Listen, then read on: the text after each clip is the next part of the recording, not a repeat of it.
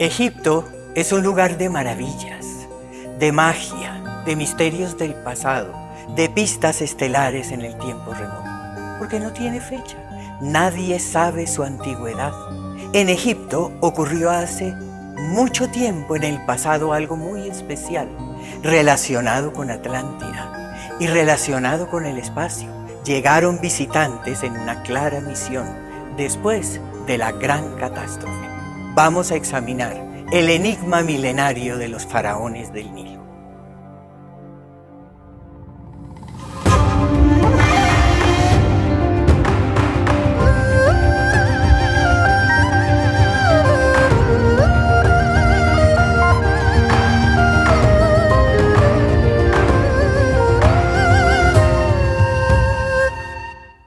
Hola amigos, soy Irene Robledo Strauss y ha llegado el momento de recuperar la memoria. Egipto y todo el norte de África es tierra de secretos, de cosas inverosímiles que nosotros no conocemos. Guarda una historia sobrenatural, con una tecnología increíble del pasado. Historias de gigantes, de seres de altísima estatura, con unas facultades que podemos hablar de magia, con grandes cráneos y con ojos también muy grandes. Constructores a su vez de unas maravillas impresionantes, misteriosas. Seres muy avanzados físicamente, seres despiertos, seres evolucionados, también con un gran avance espiritual. El tema de hoy es el enigma milenario de los faraones del Nilo.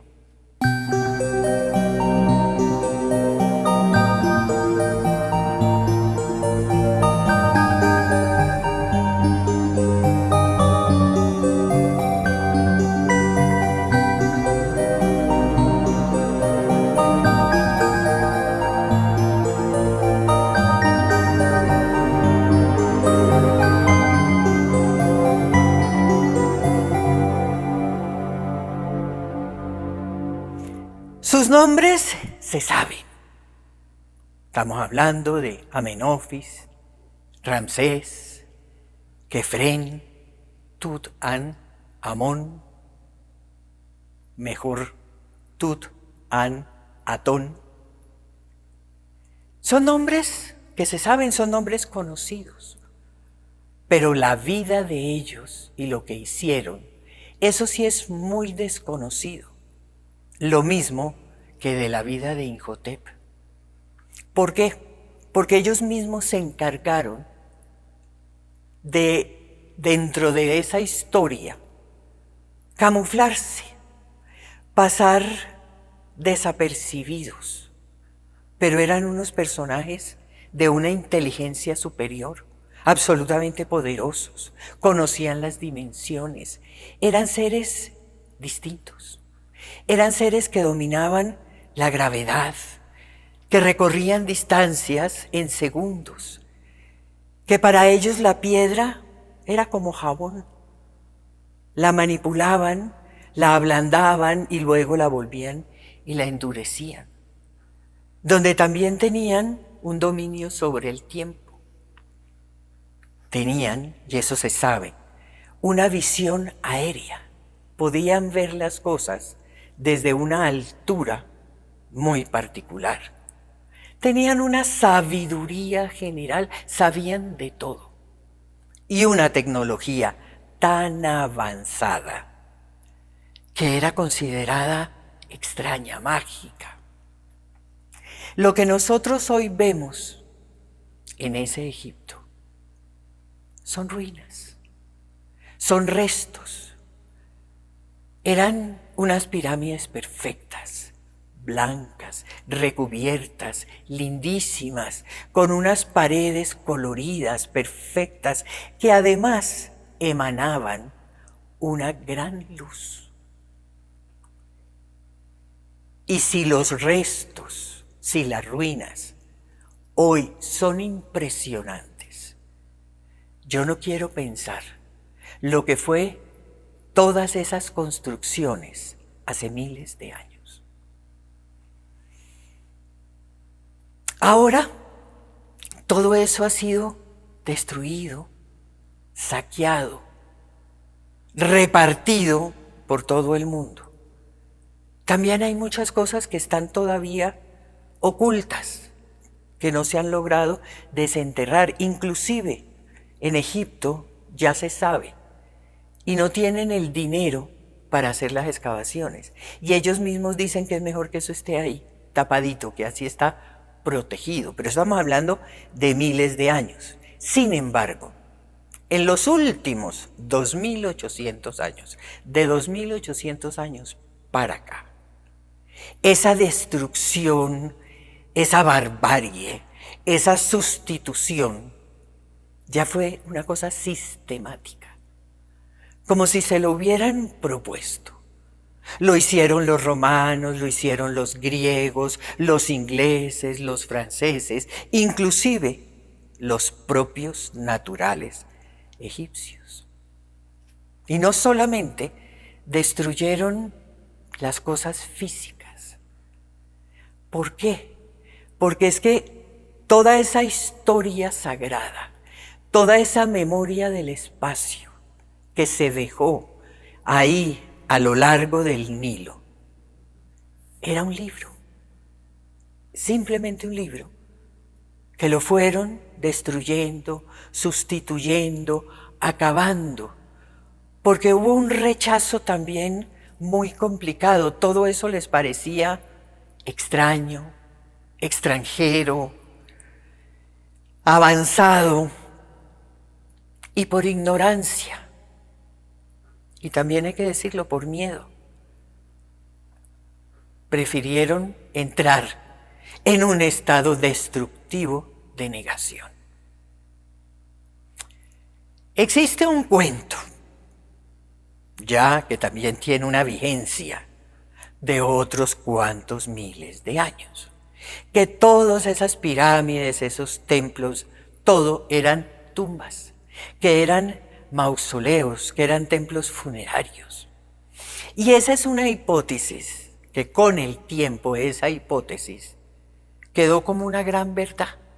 Eso lo dijeron hace mucho tiempo, estoy hablando antes de Cristo, los griegos.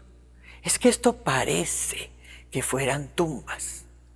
Y así se quedó, y fue una suposición, y eso se quedó hasta el día de hoy.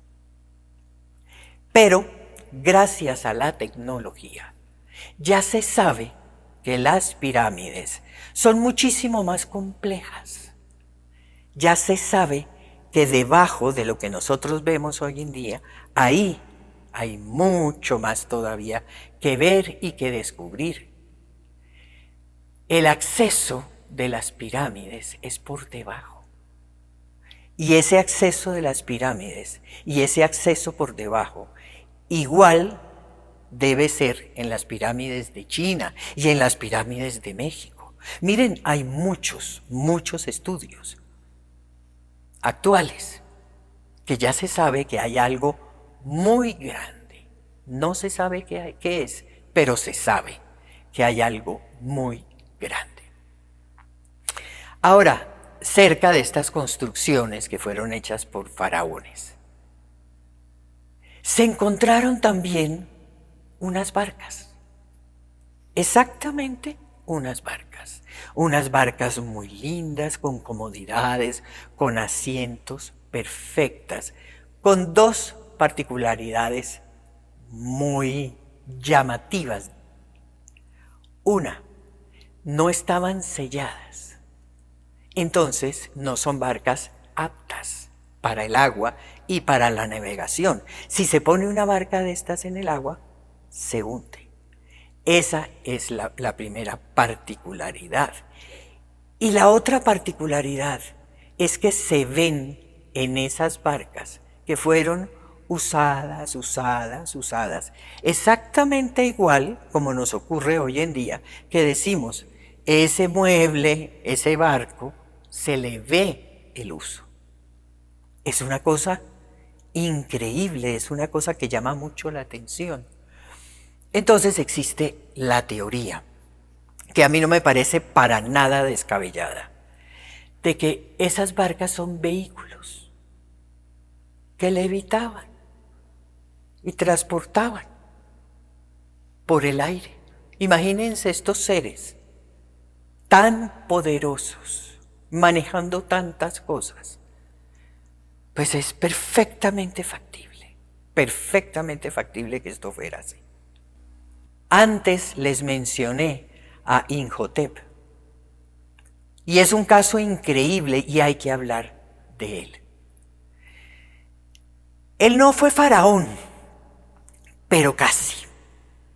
Un sabio, sagrado, reconocido como arquitecto, reconocido como médico, reconocido en la biología, reconocido en muchísimos campos. Muy cercano a Zoser. Y es un personaje también reconocido junto con Zoser como llegado del cielo. Llegado del cielo como rectores de unas naves muy grandes. Y en esa lectura de esos jeroglíficos, de esa historia, de esa memoria que está en los templos, que está ahí en Egipto. Si se cambian las dimensiones, se habla de unas naves de 12 millas por 12 millas. Estamos hablando de unas naves más grandes que nuestra ciudad de Barranquilla. Impresionantes. Y eran reconocidos ellos, porque vinieron del cielo. Con la particularidad también de Imhotep, muy parecida a la de Babaji, que aparece hace miles de años en el Himalaya, siempre joven. Pasó el tiempo y él siempre estaba joven. Estas descripciones están ahí, están en Karnak, están en Memphis, están en Edfu, y son unas descripciones asombrosas. Manejaba la materia, manejaba el tiempo, la piedra, como ya se los mencioné, la biología, magia. Era un ser verdaderamente impresionante y un sabio sagrado.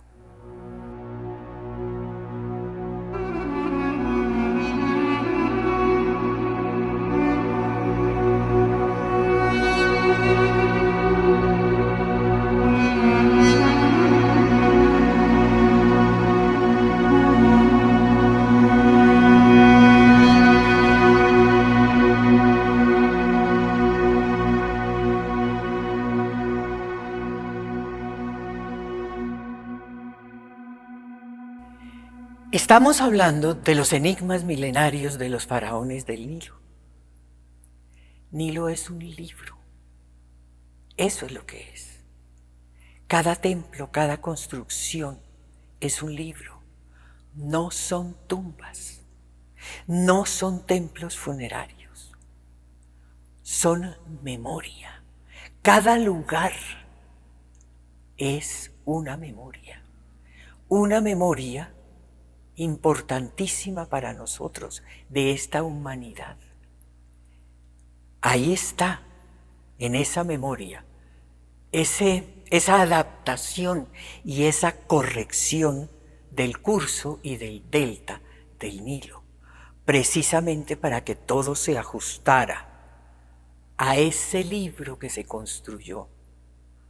Cada lugar es una memoria. Y esa adaptación y esa corrección igual pasó con este planeta, con la Tierra, con la biosfera, con las plantas, con los elementales, con ese escudo magnético y con todo ese mundo subterráneo. Faraones de ese pasado remotísimo, reconocidos como hijos de Atum-Ra. Seres grandes, seres enormes en poder, en facultades, despiertos en tecnología. La verdad, queridos amigos, un poco inconcebibles. ¿Por qué? Porque eran seres que podían mover la genética, adaptaron el planeta, adaptaron un montón de cosas, trajeron la vida, equilibraron el planeta, precisamente para que todos nosotros, que no somos de aquí, porque todos nosotros fuimos traídos para encarnar en este planeta, en esta escuela de transformación mental. Pero ellos lo hicieron. Ellos tenían esa tecnología y tenían ese poder y unas facultades impresionantes y ese manejo de la energía. Increíble, increíble que para nosotros pues nos cuesta un poco de trabajo imaginar esos seres que además en todo sentido eran un poco distintos a nosotros, que teníamos por ley que perder la memoria. Hay un caso increíble, bellísimo, de un templo no tan grande, que es el templo de Dendera. Es un templo construido por Merina Pepi, así se llamaba el faraón. Deneteneter, así se llamaba y es un nombre y una palabra, Atlante, Deneteneter. Miren, yo tuve la oportunidad de estar ahí. Y estamos hablando de ruinas. Y ustedes no se imaginan la belleza, el colorido de lo que queda. Es un sitio que está lleno de secretos, de enigmas, de memorias, donde sus bases son 6, 12, 24, 48. Y recordemos que ese 6 es la base de la Tierra, el 12 son los chakras, el 24 es múltiplo de 12 y el 48 de 24. Todo esto tiene una simbología. Y en ese templo de Dendera estaba el zodíaco de Dendera, que hoy está en el Museo del Louvre. Un zodíaco que lo quitaron con explosiones de dinamita. Y hoy está y se puede ver en el Museo del Louvre. Y ahí está la guía de Sotis. Así le decían antiguamente a Sirio. Y ahí está registrada toda esa variación genética después de la gran catástrofe, después de la inundación. Ahí está la memoria de la siembra, de cuando nosotros vinimos, de cuando nos trajeron. Y curiosamente, el marco de ese zodíaco de Dendera es la molécula del tetrapirrolo o de la porfirina. Y esa es la base de la clorofila y es la base de la hemoglobina. Estamos hablando de la vida en la Tierra. Y le voy a pedir a producción que muestren estas moléculas y hagan la aproximación con precisamente el zodíaco de Dendera. Ahí encontramos en este templo también la bombilla de Dendera. Es que se ve claramente que es gigante, que es de cristal, se ven los superconductores, se ve el generador, se ve todo. Hay gente que dice que no. Bueno, podemos entrar en cualquier estado de negación, no importa. ¿Qué vamos a hacer?